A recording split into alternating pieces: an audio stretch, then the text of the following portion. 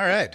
Pardon me if my hair looks a little interesting or if you see grass anywhere here. I've just been doing some yard work outside of my house and it's super fun. And that's honestly kind of nice because it kind of turns us into exactly what we're going to talk about today, which is buying and renting. Now, when you're buying a house in your native country or you're renting a house in your native country, you kind of know the gist of everything and what's going on. And that's very similar to everywhere else. But specifically in Mexico, what are some things that you need to think about when you're buying and renting? What's the mentality you need to get into if you're thinking this is my first step or this is my 1000th that I've taken? Anyway, we're going to talk about that and a lot more. Let's roll the intro.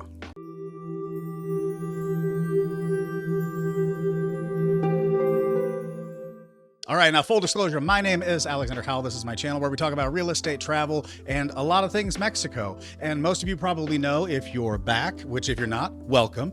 But most of you probably know that my wife and I purchased a home in Merida, Mexico, and we bought it after having wanted to do that for quite some time. But it was still kind of a whim, it was still kind of a prayer, and it ended up working out very well for us all these years later. But I think most people probably think if I'm gonna move somewhere for a little bit, I'm gonna rent first and buy later. Some people think I'm only gonna rent, and some people are like us where they wanna take the big step and just buy, but maybe with a little bit more pre-planning. So let's break down real quick a couple of pros, a couple of cons of each. Now, the easiest one and the first one to talk about as a pro with renting is that you have easier relocation.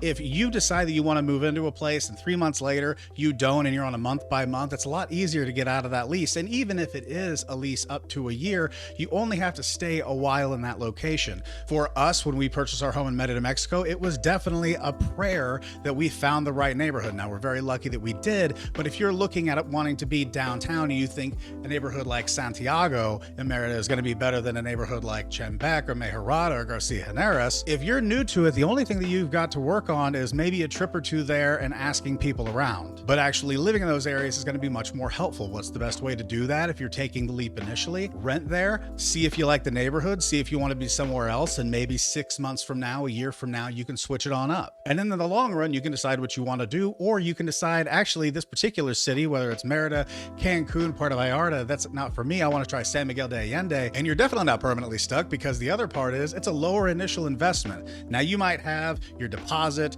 your cleaning fee, you might have a pet deposit, all kinds of different fees that you can start, and then you have your monthly cost. But in Mexico, especially when it comes to real estate, if you're looking to purchase, most of the time, expats, immigrants, whatever you want to call us, we're going to buy the house with cash. And that is a tall order. So if you're putting 6 figures or more into a home and you decide the next year you want to move, you're going to be out not just the fees and everything else, you're going to be out capital gains, which are definitely difficult in Mexico, and a bunch of other costs. If you decide you just immediately want to sell, 9 times out of 10 you're going to lose money. Whereas if you rent, you just say, hey, this place wasn't for me, now I want to try Monterrey, or now I want to try, like I said, Puerto Vallarta or Cabo. And you have the ability to do that with renting. You have a lot more options over the long term as opposed to picking the one place you want to be and praying that that's right. And the last one is probably the same with renting everywhere, and that is that when you rent, the responsibility is still on the homeowner as opposed to you as the renter.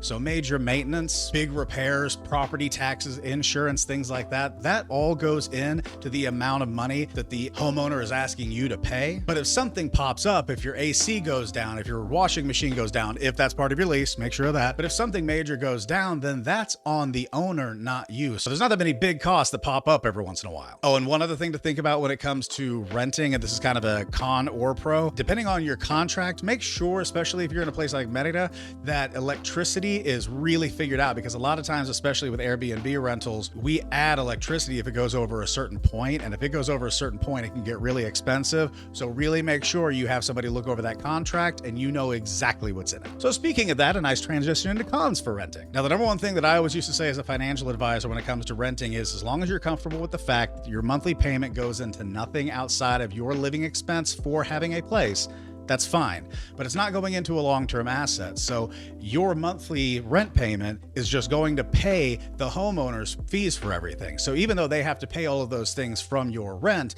they also get the added benefit of having the asset that is either being paid off over time or hopefully gaining in value over time. Many people are completely comfortable with that. It's an exchange of money for a place to stay, and we're good. But it is something to think about, that if you're paying $1,000, $500, $2,000 a month, whatever the number might be, that money is gone never to be seen again. The other thing too is rent increases.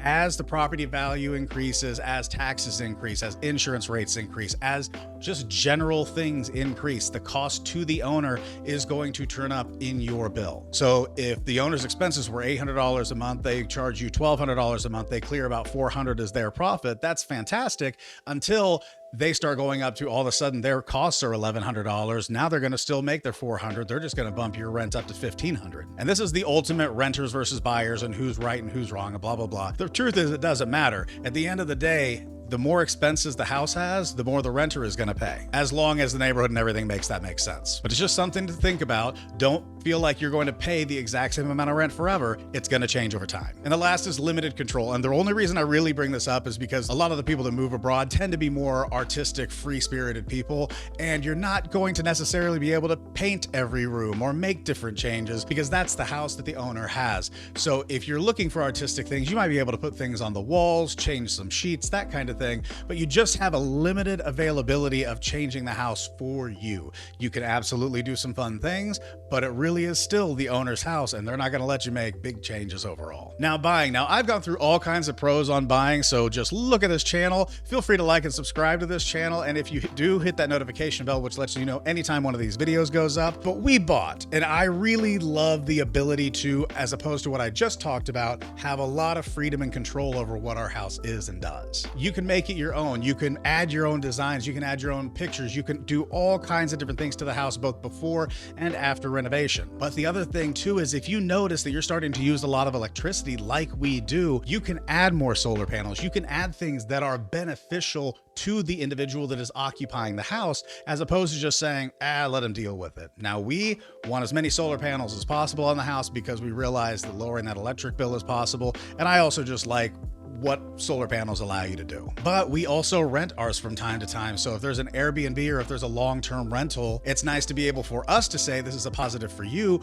because it helps most renters decide probably between one house or the other. If they come to ours and we've got a bunch of solar panels, they know that they can probably run a little bit more electricity. They're going to have a little bit more room to do it. And because of all of those little things that we can put into the house, especially over time, that allows that asset to appreciate over time. Now, Mexico does have some capital gains taxes that are not the most fun thing in the world. And I actually responded to a really fun comment last week with somebody who had a lot of complaints, but I digress. But I went through, looked at the capital gains things. It is definitely a high tax on capital gains, but there are a lot of small things here and there where you can get around several areas of the capital gains tax in Mexico. But you are able to have an asset appreciation. The thing that you are paying for, that you have paid for, can either bring you rental income, it can bring you asset appreciation. There is a big solid piece of real estate that is yours, that is an investment. Even if you think you'll never sell, still nice to know what's going up. And the last thing is, and especially with Mexico and being a foreigner there, temporary residency is a lot easier to achieve when you have an asset that people know you're not moving away from. If we were just renters, it's a little bit more difficult if we're not down there 100% full time to say that we're looking for temporary residency. However, and this is true in many countries, and Mexico isn't necessarily the friendliest when it comes to this because there are so many that are invest for citizenship. Mexico is not that. But if you can show that you have a permanent asset down there, it is a lot easier conversation to get permanent residency, to be able to say, I've already invested. This is where I want to be. This is where I'm going to be. If you're looking for temporary residency and the benefits that come with that, having an asset, having a home there is a huge benefit when you're having that conversation. And now the cons. And of course, this one is pretty easy. Biggest one, the initial cost. You're not just charging $500, $1,000, $1,500, $2,000 a month in rent, no matter where you are. It is the cost of the entire building. Now, financing down there is possible, but it is also very expensive. The interest rates are much higher. It's also very difficult, and they're going to ask for a lot of different things. And every person that you can possibly talk to will tell you, if you can pay cash, do it. And that's how most people do it. They do it through a fideicomiso, they purchase it, and it is theirs. But with ours especially, it's in the six figures, but it's way over the 5 number. So when you think about all the things that you've seen on this channel that we've done to our house, the second kitchen, the full apartment upstairs, the bigger pool, the courtyard, all the air conditioning units, the solar panels, all of that stuff, that got paid, and we were renovating it, so we saw it in real time. It wasn't just one line item at the end of the day. All of that had to be paid up front. So on top of those costs, the maintenance costs that you don't have to worry about as renters, you now have to worry about as somebody that owns it. Property taxes, fideicomiso payment. If anything goes wrong to the house, a washing machine breaks, an air conditioning unit breaks, whatever it might be, that is your sole responsibility. And if you are renting it to somebody, you also have to make sure the internet starts working right. If they have to have somebody get called out to open a door, if somebody has to get called out because your mesh network goes down, which happened to us about 6 months into the property, you have to pay for the person to go out. You have to pay for the cleaning. You have to pay for all of it. That expense falls on the owner. Now, on the other side, it is nice that you get the rental payment, but you also have to understand that you're getting the negative side of that too, where if something pops up, you do it now. And with regard to the purchasing and everything else, some of the legal hurdles, some of the purchasing and selling hurdles, those can be huge. We're talking about not just capital gains tax, we're talking about trying to deal with notaries and attorneys in a completely different country, most of the time through the individual that's our property manager. So we're really trying to figure out all of this stuff in real time. And when you're doing that, it's beneficial to have a team around you, which I've talked about in several videos. But at the same time, a lot of times when it is a real must do today, it can be a tough thing to pull yourself out of your life. Go down and figure out exactly what has to happen right now. So those legal and sales hurdles can really crop up and bite you in the you-know-what. And the last real negative thing I'll talk about, and in all honesty, I think this really has to do more with where you find yourself in life, and that's currency fluctuations. If you are in a different country, you are dealing with a different currency, and everything can change. You can come down there 1 year and it can be very beneficial because all of your investments are in US dollars. American dollars buy more Mexican pesos, positive thing. The next year, it can completely reverse on you, and many of you who were here during the entirety of this channel know that that happened to us while we were renovating our house because of COVID. When we purchased our house, major asset, very beneficial when it came to the exchange rate between the United States dollar and the Mexican peso. As we renovated, we had to be really careful and concentrate a lot on what day it was to figure out when we were going to send money down, because they flip-flopped and we weren't getting as much Mexican peso for the American dollar. Now, it ended up working out fine, but it's something to think about, especially if you're not just going with a close country with a huge trade relation, if you're moving to another country that's incredibly different and has a lot more variables between. So just something to think about. Currency, Monex, all that kind of fun stuff. What a good time to be alive. So really, when you're doing all of your research, determining exactly if you want to rent or buy, it's not that difficult, but you do need to have some things to consider. What are your long-term plans? Are you somebody that's like, let's see if this works. We thought about it. We're really excited about it, but this is the first time we've stepped out. Or are you somebody that's either one, been around the block a few times, or two, you've been planning on this forever. We planned on this for over a decade because we'd always wanted to purchase a house in Mexico. We just didn't realize it was going to be in Merida, but we knew, so we were willing to kind of take the big step of purchasing a home. But if we just decided to move down there 6 months prior, that's going to be a much different situation. And we wouldn't have purchased. We would have absolutely held off and just rented for a while. It's also your lifestyle. If you don't know, kind of like we talked about earlier, if you don't know where you want to live, for instance, Garcia Heneras is a little bit more of a calm, typical, I won't call it suburban like the United States suburban, but it's definitely more wide streets, quieter, that kind of area. That can be fantastic. And you might actually think that's where I want to be. Or you could think, I don't want to be there. I want to be in the middle of everything. I want to be in Santiago, Santa Ana. I want to be by Plaza Grande and Paseo de Mateo. But then 6 months later, you could be in Garcia Heneras thinking, I need a lot more stuff to do closer to me than there is right here. Or you could be downtown and realize that you've got a dance club that's 2 houses down and want to get the heck out of Dodge and go to Garcia Heneras. Being in a new area, that's going to be one of the most positive things you can do, is to just rent a little bit, hang out, and then see the different areas of the city. One of the best pieces of advice I've heard from anybody is, if you are looking to buy or rent somewhere, but especially to buy, go there all times of the day, different times of the week. Go there at night on the weekend, go there during the day on the weekend, go there every day that you possibly can during the weekdays, and every afternoon, evening, and morning, because you don't know when buses are running. You don't know when there's a nightclub that's going to be up until 2 o'clock playing good music. You don't know any of those things, but if you try to make sure that you're in that area, you can see and hear what might be better for you. And the other thing is budget, and this is kind of a difficult conversation, but let's just put it in 2 different ways. If you're planning on moving somewhere like Mexico or Costa Rica, or you're planning on jumping across the pond to Italy, Spain, UK, wherever it might be, there are 4 different types of people.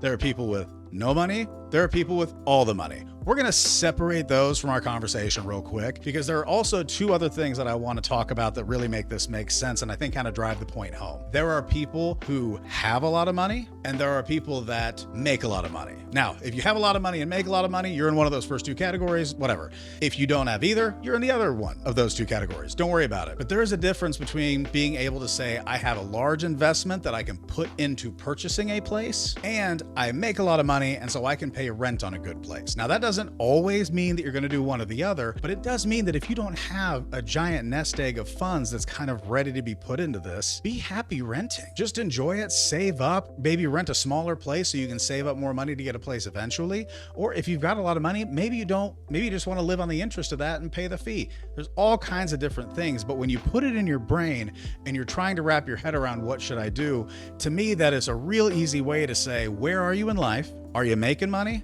Do you have money? And then you can decide from there. And again, not everybody fits into that, but I like thinking of it that way. And the number one thing throughout all of this is ask. Get on forums, get on Facebook groups, comment down below, get on our Facebook page, by the way, which is in the description of all of this stuff, of this video. There's all kinds of ways you can get a hold of me, get a hold of the people that watch this channel, that are subscribed to this channel. Ask as many questions as you possibly can, because that's how you're gonna find out the most information. And as long as you're doing that, check out everything. Go there, enjoy it, have fun. If you want to go to San Miguel de Allende, have a great time. If you want to go to Puerto Vallarta, if you want to go to Merida, if you want to go to a different country, you want to go to Colombia and go see Medellin, or go to Costa Rica and see Quepos, go to those different places and have a great time. But renting versus buying, it's the same old in every country. Some of them just have a little bit harder issues when it comes to actually purchasing, and some of you need to be really careful when you're talking about renting. But my name is Alexander Howell, and if you are still here, please feel free not to like or subscribe, because I hope you've already done that. But look down below. There is a couple of things, and it says spring, and it's got a couple of t-shirts down there. I'm trying to work on this. Check out one of those. Don't buy it if you don't like it, but I actually paid to have a design made up for Merida.